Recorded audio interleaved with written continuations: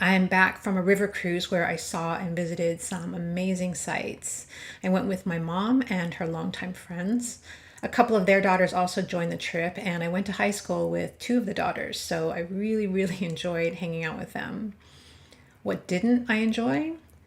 The hoarding thoughts that infiltrated my vacation. People want a luxurious getaway, but I couldn't help but see all the waste, and it was really hard for me. For example, they would put bottled water in the room every day, two large bottles. If we had opened a bottle, even if we only drank a small portion of it, they would remove it and replace it with a new full bottle.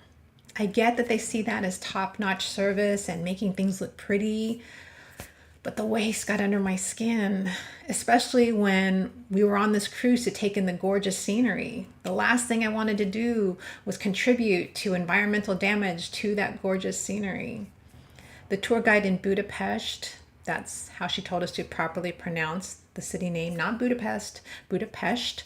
She mentioned how climate change has wreaked havoc on their weather. They haven't had a white Christmas in 6 or 7 years, and the temperatures in the summer have reached over 40 Celsius, which is over 104 Fahrenheit.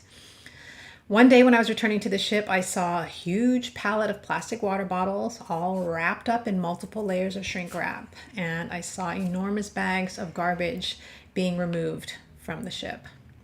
The amount of food they served on the cruise was unbelievable. I hate to waste food, but I couldn't eat all of it. It was so much excess. The shampoo and shower gel products in the room were full sized. My mom and I barely used them, but I didn't bring them home.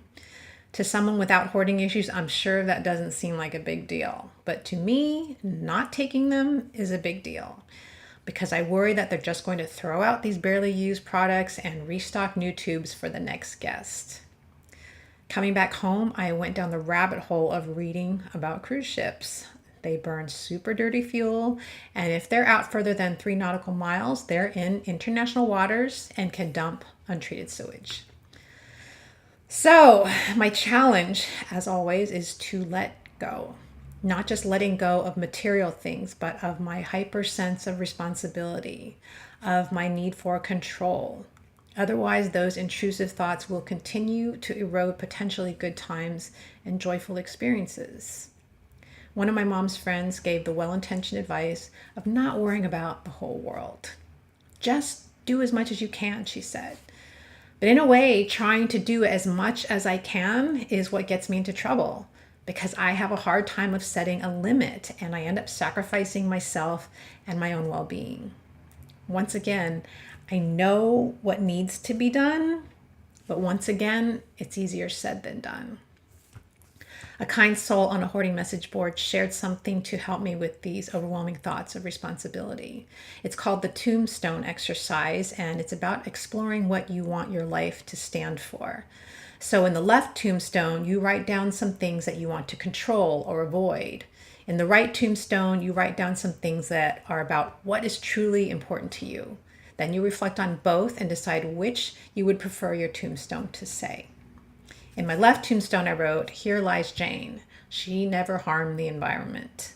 In my right tombstone, I wrote, "Here lies Jane. She nurtured her creativity and shared it with others." I want to keep that in mind. I want to remember what's truly important.